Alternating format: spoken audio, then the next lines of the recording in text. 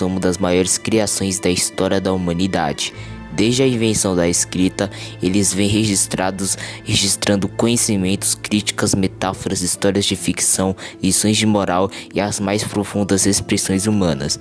Através das páginas, conseguimos viajar por ideias, tempos e culturas, e isso é simplesmente fascinante. Mas nem todo livro é bem visto.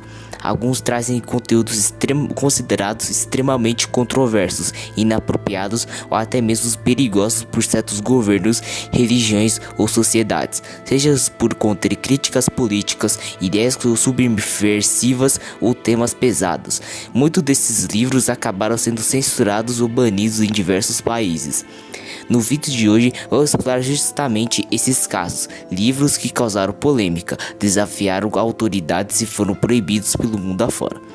Mas antes de começarmos, já sabe, né? Deixa o seu like, se inscreva no canal, ativa o sininho das notificações, compartilhe esse vídeo com os seus amigos e comenta aqui embaixo qual o livro que mais te marcou. Isso ajuda muito o canal e continuar produzindo conteúdos como esse. Agora sim, podemos ir ao vídeo.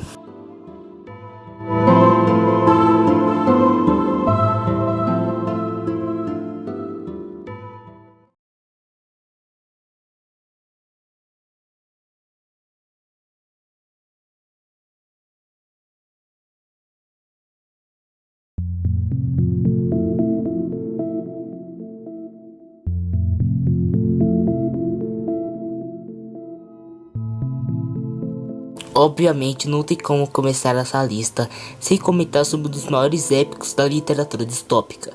No caso, o livro que ficou conhecido pelo título 1984.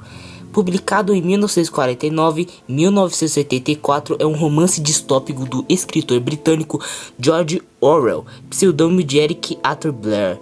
A obra apresenta uma crítica incisiva ao totalitarismo, à censura e à vigilância extrema, explorando as consequências de um regime autoritário que busca controlar não apenas as ações, mas também os pensamentos de seus cidadãos.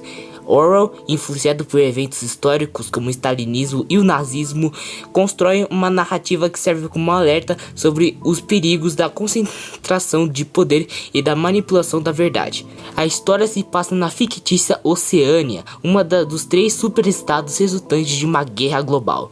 O protagonista, Winston Smith, é um membro do partido externo que trabalha no Ministério da Verdade, responsável por reescrever registros históricos para alinhar-se às diretrizes do partido. A sociedade é governada pelo partido, liderada pela figura onipresente do Grande Irmão, e é caracterizado por vigilância constante, controle da linguagem e repressão de qualquer forma de dissidência. Winston começa a questionar o regime e inicia um relacionamento proibido com Julia, uma colega de trabalho. Juntos, eles tentam resistir ao sistema, mas são capturados pela polícia das ideias. Winston é submetido a torturas físicas e psicológicas no Ministério do Amor, onde é forçado a trair Julia e aceitar completamente a ideologia do partido. Ao final, Winston é transformado em um cidadão obediente, demonstrando o poder absoluto do regime sobre o indivíduo. Desde a sua publicação, 1984 enfrentou censura e banimento em diversos países, especialmente aqueles com regimes autoritários que viam na obra uma ameaça à sua ideologia. Durante a Guerra Fria, o livro foi proibido na União Soviética e outros países do bloco socialista, onde era considerado subversivo. Na China, o romance enfrentou restrições devido às suas críticas ao totalitarismo e à vigilância estatal.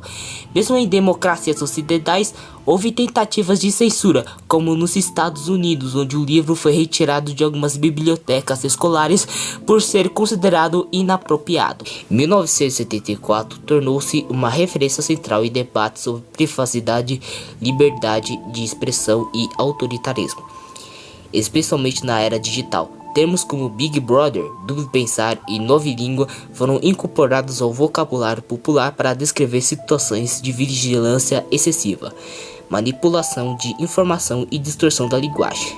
Na internet, o livro é frequentemente citado em discussões sobre políticas governamentais, tecnologias de vigilância e censura online.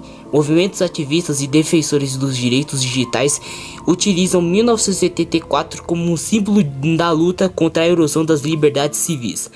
Além disso, a obra continua a inspirar produções culturais e acadêmicas que exploram os limites entre segurança e a liberdade na sociedade contemporânea. 1984 permanece uma obra fundamental para compreender os mecanismos de controle social e as ameaças à liberdade individual. Através de sua narrativa poderosa, Orwell oferece uma reflexão temporal sobre os perigos do autoritarismo e a importância da resistência crítica. Em um mundo cada vez mais conectado e monitorado, as advertências de 1984 continuam a ressoar, incentivando debates essenciais sobre o equilíbrio entre segurança e liberdade.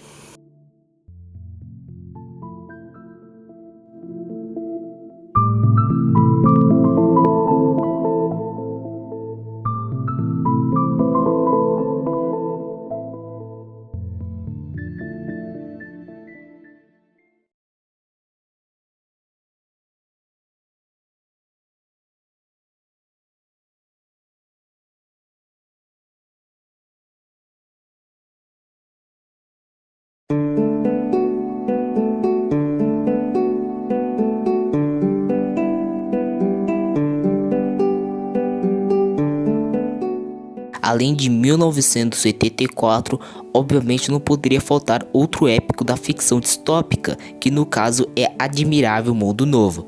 Admirável Mundo Novo, ou Brave New World, publicado em 1932, é uma obra seminal de Aldous Huxley que se reinsere no gênero da ficção científica distópica. O romance apresenta uma crítica contundente às tendências tecnológicas e sociais emergentes no início do século XX, especialmente no que tange à industrialização, ao consumismo e à manipulação psicológica. Huxley antecipa um futuro onde a busca pela estabilidade social e pelo prazer imediato resulta na supressão da individualidade e na erosão de valores humanos fundamentais. A obra é frequentemente comparada a outras distopias clássicas, como 1984, de George Orwell, dito anteriormente, que examina os perigos de diferentes formas de controle social. A narrativa se desenrola em um futuro distante, no ano 2540 ou 632 DF, depois de Ford, onde a sociedade é rigidamente organizada em castas hierárquicas, alfas, betas, gamas, deltas e ys. A reprodução humana é artificial, realizada em laboratórios por meio do processo Boles-Karnofsky, que permite a criação de múltiplos indivíduos geneticamente idênticos a partir de um único embrião. Desde o nascimento, os indivíduos são submetidos à hipopédia, um método de condicionamento psicológico durante o sono, que os prepara para aceitar e desempenhar seus papéis sociais sem questionamento. O protagonista, Bernard Marx, é um alfa que se sente deslocado devido à sua estatura inferior à média de sua casta. Incomodado com as normas sociais, Bernard viaja com Lenina Crow, uma beta, e reserva dos selvagens, onde conhece John, selvagem, filho de uma mulher da sociedade civilizada, que ficou isolada na reserva. John, criado fora dos condicionamentos sociais, representa valores humanos tradicionais e entra em conflito com a sociedade tecnocrática ao ser levado para Londres.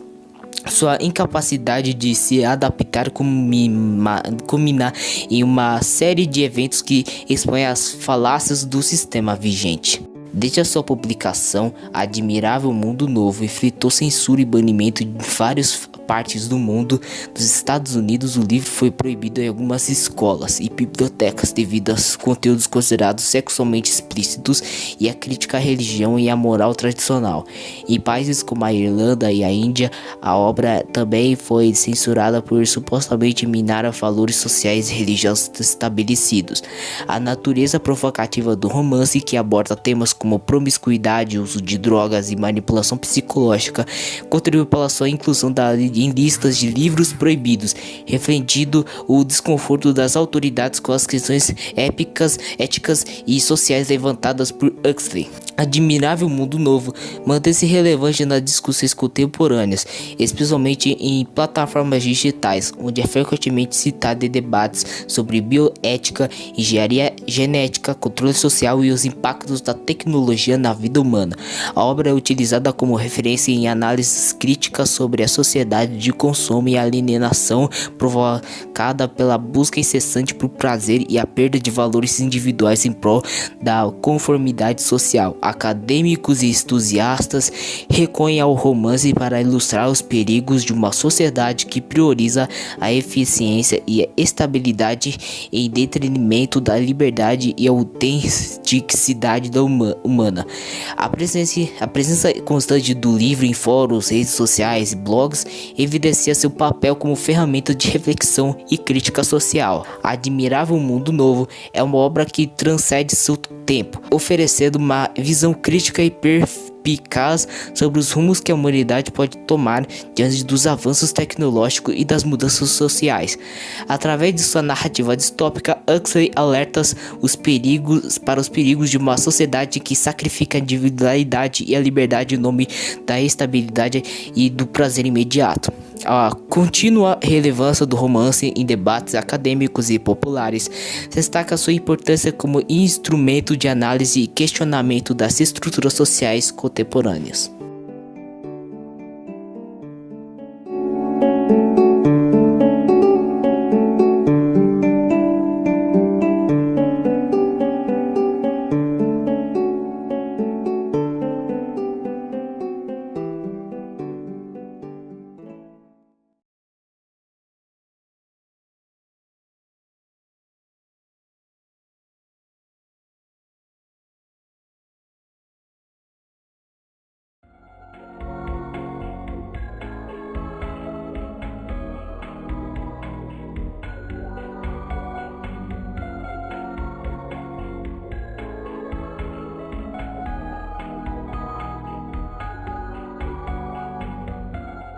Mas agora, voltando para o universo orwelliano, outra obra bastante popular do autor, além de 1984, é o livro A Revolução dos Bichos. A Revolução dos Bichos, também conhecido como Animal Farm, publicado em 1945, é uma das obras mais emblemáticas do autor, escritor britânico George Orwell, que, como dito antes, era um pseudônimo de Eric Arthur Blair.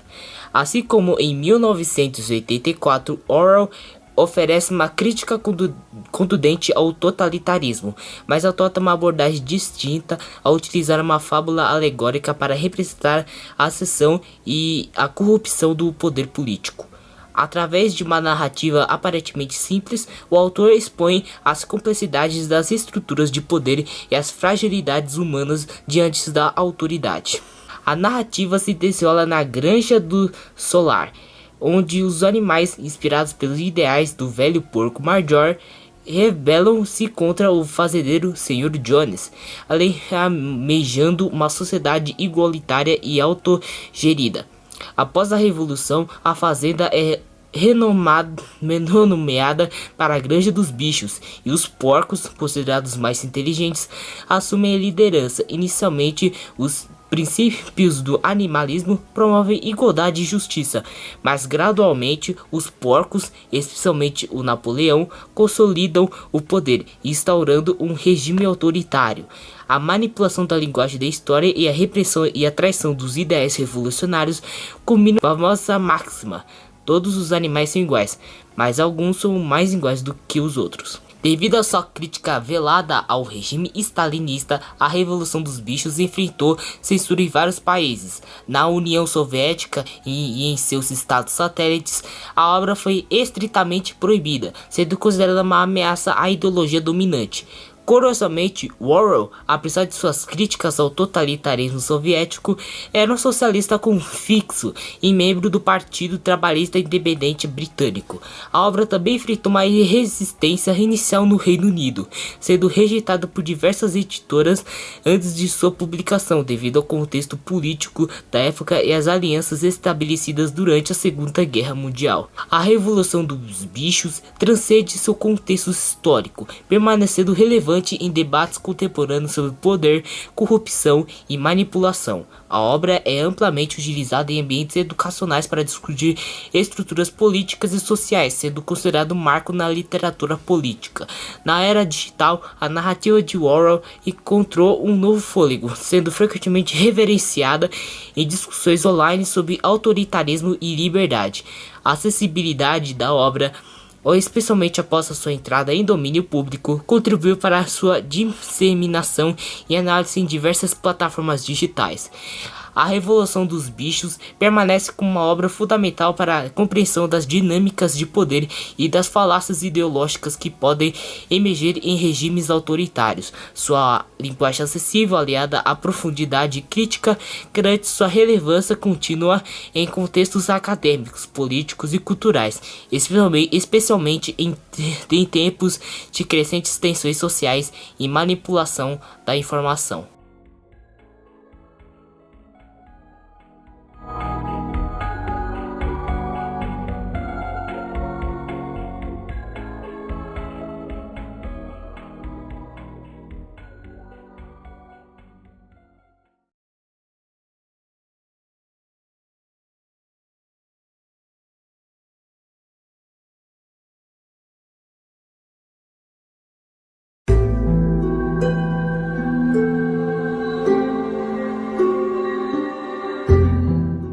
Publicado em 1953, Fahrenheit 451, de Ray Bradbury, é uma das obras mais emblemáticas da literatura distópica do século XX, ao lado de 1984, de George Orwell, e Admirável Mundo Novo, de Aldous Huxley, ambientado em futuro totalitário. O romance aborda temas como censura, alienação cultural e a supressão do pensamento crítico. A obra permanece relevante ao refletir sobre os perigos da conformidade social e da perda de liberdade intelectual.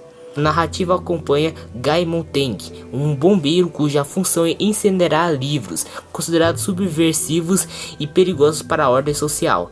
Montag vive em uma sociedade onde a leitura é proibida e a população é entretida por mídias superficiais que descorajam a reflexão. Após encontros com Clarice, uma jovem questionadora, e testemunhar uma mulher preferida morrer que abandonar seus livros, Montag começa a questionar seu papel e buscar o conhecimento proibido. Ele se alia a um grupo de dissidentes que memorizam obras literárias para preservá-las, simbolizando a resistência contra a opressão intelectual. Ao longo dos anos, Fahrenheit 451 enfrentou censura e banimento em diferentes contextos.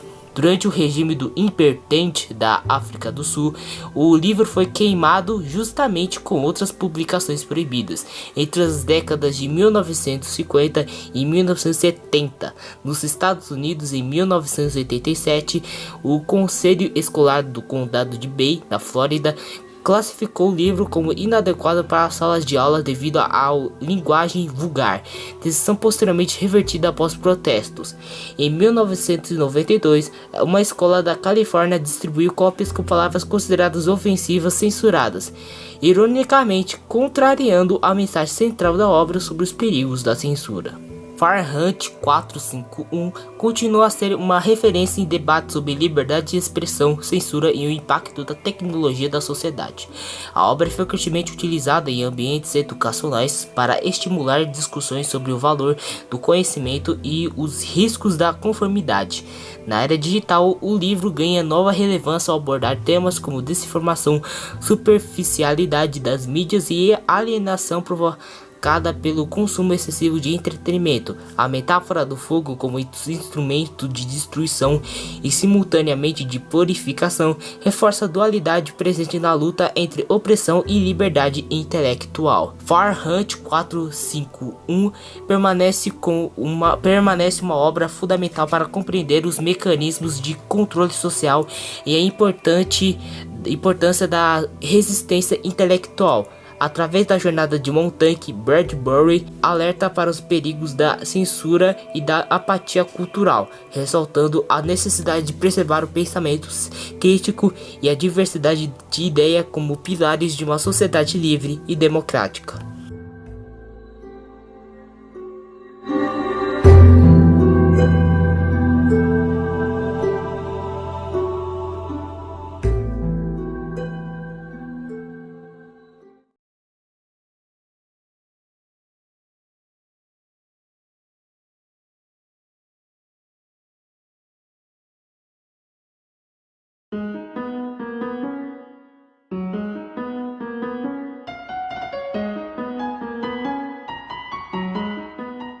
Não é preciso dizer que a Divina Comédia, escrita por Dante Alighieri, que começou em 1304 e concluída em 1321, é uma das obras mais emblemáticas da literatura ocidental.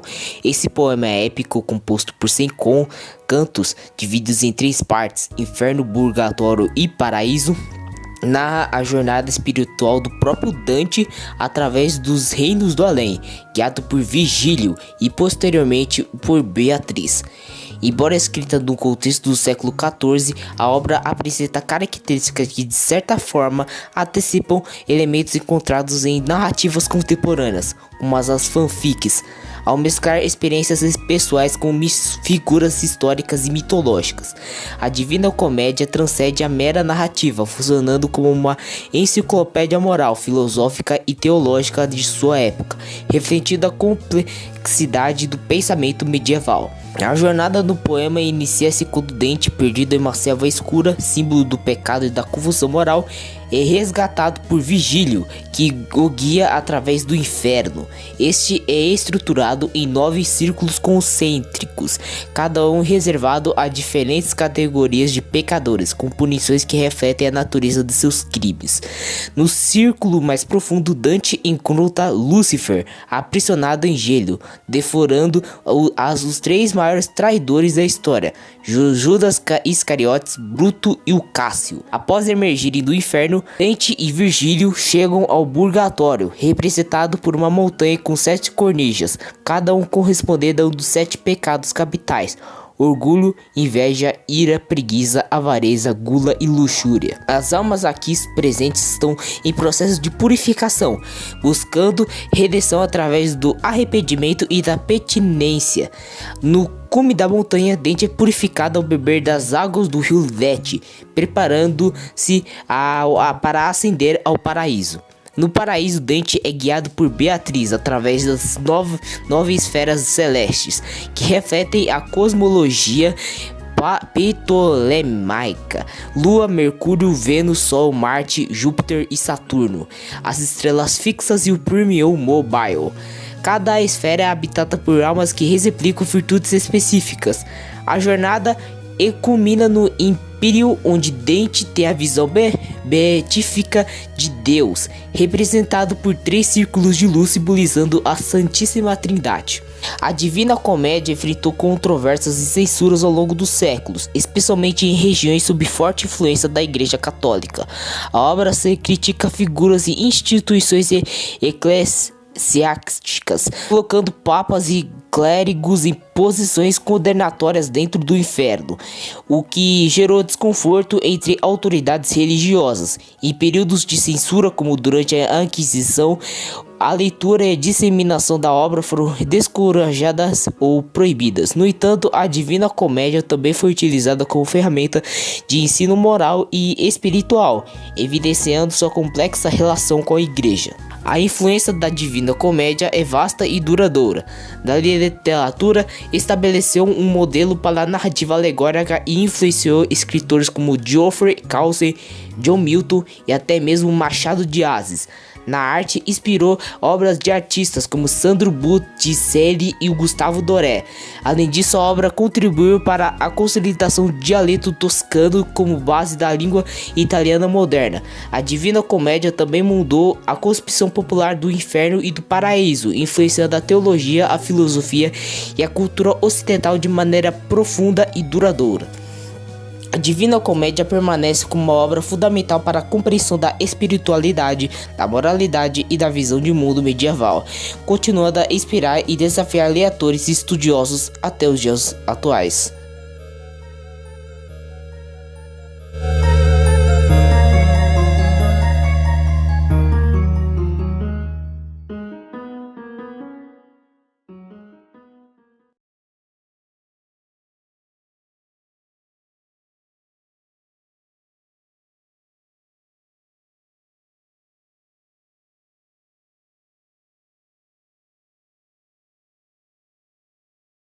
Ok, esse aqui é extremamente bizarro.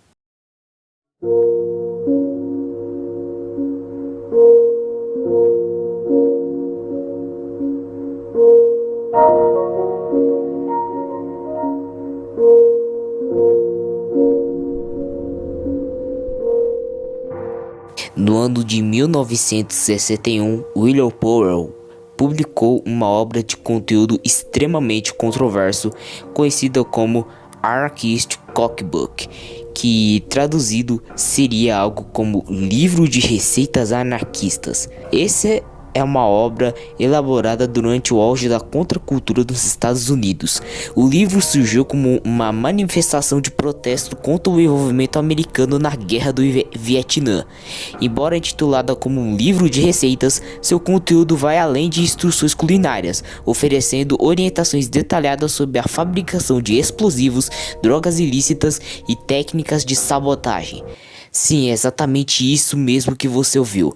A natureza controversa da obra reside no fato de que ela serve como um manual prático para atividades potencialmente perigosas e ilegais, levantando questões éticas e legais sobre sua publicação e disseminação. O Anarchist Cookbook é dividido em 4 seções principais: droga, eletrônica, sabotagem e vigilância, armas naturais, não letais e letais, e explosivos e armadilhas. O livro fornece instruções detalhadas sobre a fabricação de substâncias como LSD, técnicas para interferir em sistemas de comunicação, métodos de combate corpo a corpo e a construção de dispositivos explosivos improvisados.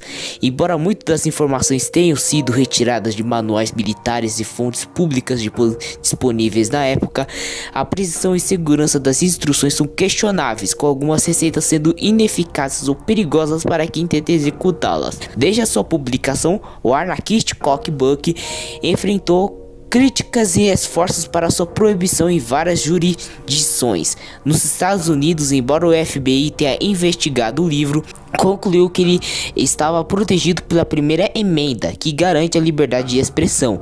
No entanto, o livro foi associado a diversos incidentes violentos, incluindo o atentado de Oklahoma City em 1995 e o massacre de Columbine em 1999.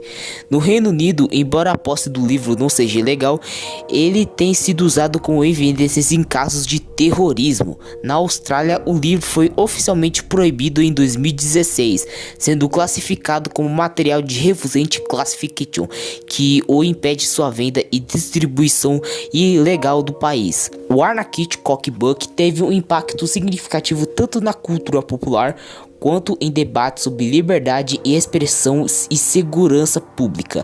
Embora o autor William Powell tenha expressado arrependimento por ter escrito o livro e tentado retirá-lo de circulação, ele nunca obteve os direitos autorais, o que impediu sua remoção no mercado. Posteriormente se dedicou à educação e escreveu sua mudança de perspectiva, reconhecendo que a violência não é uma solução eficaz para os problemas sociais. O livro continua a ser um símbolo controverso, representando para alguns a resistência contra a opressão e para outros uma incitação perigosa à violência. Em suma, o Anarchist Cookbook transcende sua função original como protesto político, tornando-se um marco controverso no debate entre liberdade de expressão e segurança pública. Sua existência continua a suscitar reflexões sobre os limites éticos da circulação de conhecimento técnico voltado à subversão e à violência.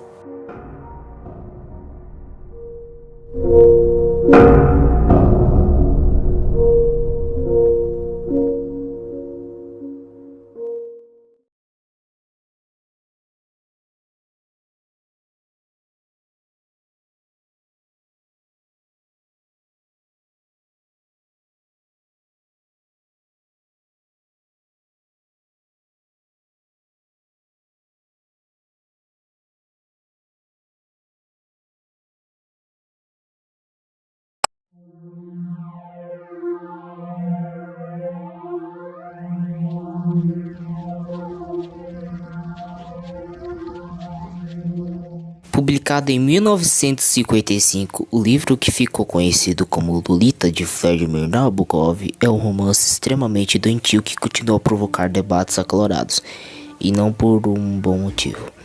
A obra narra a obsessão bizarra de Hubert Humbert, um homem de meia idade, por Dolores Race, uma menina de 12 anos de idade. Sim, é exatamente isso mesmo que você ouviu. A trama aborda temas extremamente delicados, como a hebefilia, que é basicamente o interesse em indivíduos de 11 a 14 anos de idade. Pois é. A história é contada em primeira pessoa por Herbert Hubert, um professor europeu que se muda para os Estados Unidos e se hospeda na casa de Charlotte Easy. Ele se apaixona por sua filha de 12 anos, Dolores, a quem apelida de Lolita. Após a morte de Charlotte, Hubert assume a guarda de Lolita e inicia uma viagem pelos Iowas, e durante a qual faz coisas absurdas com a garota. Pois é, eu disse que seria pesado. A relação é marcada por manipulação e coerção. Eventualmente, Lolita foge com Claire Quint, um rival de Hubert. Anos depois, Hubert reencontra Lolita, agora casada e grávida, e oferece dinheiro para que ela volte com ele, o que ela recusa. Hubert então mata Quilt e é preso, escrevendo sua confissão na prisão. Que tipo de pessoa faz um livro desses? Enfim, devido ao seu conteúdo polêmico, o livro enfrentou censura em vários países, inicialmente rejeitado por editoras dos Iowas e Reino Unido. Foi publicado pelo Limpa Press em Paris em 1955. Em 1956, o livro foi banido da França, com cópias confiscadas pela polícia. O Reino Unido também proibiu sua importação. Nos Iowas foi publicado em 1958 e rapidamente se tornou um best-seller, apesar das controvérsias. Essas proibições refletem as tensões entre liberdade artística e normas morais da época. É importante destacar que as ações de Herbert Hubert são crimes extremamente graves. O abuso de menores, o sequestro e a manipulação psicológica são atos condenáveis e puníveis por lei. O romance, embora literário, retrata comportamentos que na realidade são inaceitáveis e criminosos. O livro teve um impacto profundo na literatura e cultura.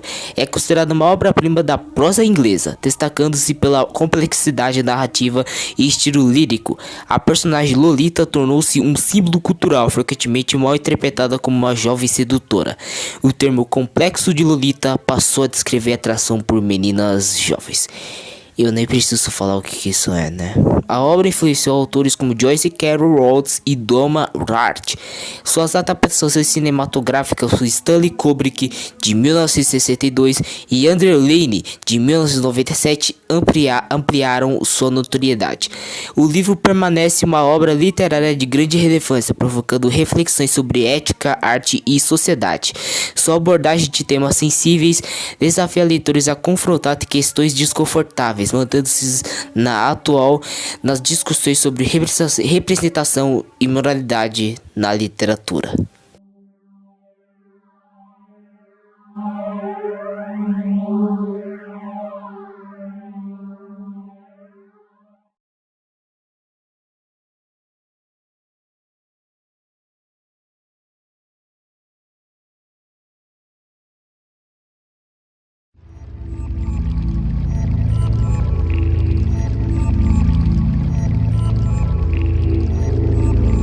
Bom, vocês provavelmente já ouviram falar nesse caso, já que esse livro em questão é considerado um dos mais perturbadores já escritos na história. Os 120 Dias de Sodoma se trata de um romance escrito por Marquês de Sade, que na época era considerado um louco, sendo que ele foi preso na Bastilha de Santo Antônio. Inclusive, esse livro foi escrito enquanto Sade estava na Bastilha, e a ponto de curiosidade, o termo sadismo vem do nome do Marquês de Sade, sendo Sade do sadismo é uma alteração de Sade. O romance, que é descrito como pornográfico e filosófico, foi escrito em 1785. Mas quando a fortaleza foi invadida por revolucionários em 14 de julho de 1789, Sade acreditava que o manuscrito havia sido destruído. No entanto, ele foi encontrado e preservado sem seu conhecimento e foi finalmente publicado 115 anos depois em uma edição restrita em 1904 por seu interesse científico para sexólogos. E o livro é extremamente bizarro. Os 120 de Sodoma se passa perto do fim do reinado do Luís XIV, onde 4 libertinos ricos, o Duque de Blagues, o Bispo, o Presidente de Curbal e o Ducertic, passam 4 meses buscando a máxima gratificação por meio de orgias, encerrando-se em um castelo inacessível no coração da Floresta Negra, com 12 cúmplices, 20 vítimas designadas e 10 servos. 4 prostitutas idosas relatam histórias de seus clientes mais memoráveis, cujas práticas sexuais envolviam 600 paixões, incluindo práticas extremamente perturbadoras e perversas, como copro, negro, incesto, abuso infantil e até mesmo zoo. E as histórias inspiram os libertinos a se envolverem em atos de violência crescente, levando à tortura e ao assassinato de suas vítimas, a maioria das quais são adolescentes e mulheres jovens. Sim, você não ouviu errado. Tudo isso está nesse livro do Marquês de Sade. Devido ao seu conteúdo explícito e perturbador, os 120 dias de Sodoma enfrentou censura em várias partes do mundo. Na França, embora tenha sido publicado pela primeira vez em 1904, enfrentou restrições e foi considerado obsceno. Na década de 1950, o editor francês Jean-Jacques Pauvert foi processado por publicar a obra, acusado de ultraje à moral pública e religiosa. Na Coreia do Sul, o livro foi proibido em 2012 por extrema obscenidade, com ordens para sua retirada imediata das prateleiras e destruição das cópias existentes. Outros países também impuseram restrições à obra ao longo dos anos, refletindo o desconforto contínuo com seu conteúdo. E se você que nunca ouviu falar desse livro ou nunca leu, seja lá porque leria isso, você provavelmente conhece esse livro do Marquês de Sade de uma forma bem mais inusitada, já que você provavelmente conhece o livro por causa da adaptação cinematográfica de 1965. Sim, você não ouviu errado. Fizeram uma adaptação cinematográfica do livro que é considerado um dos mais perturbadores já escritos.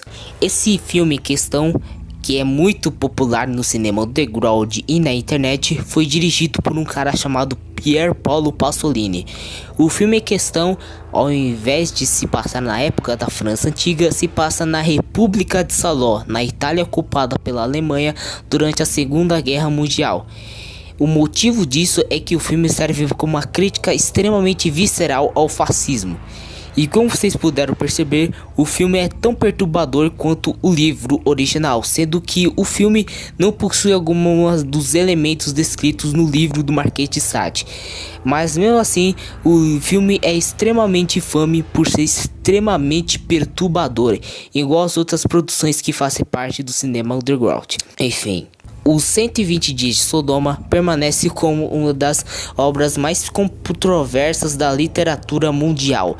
Sua exploração sem restrições dos aspectos mais sombrios da natureza humana desafia leitores e críticos a confrontar questões desconfortáveis sobre poder, moralidade e liberdade. Embora seja uma leitura difícil e perturbadora, o livro continua a ser objeto de estudo e debate, servindo como um lembrete do poder provocativo da literatura e da importância de questionar os limites impostos pela sociedade.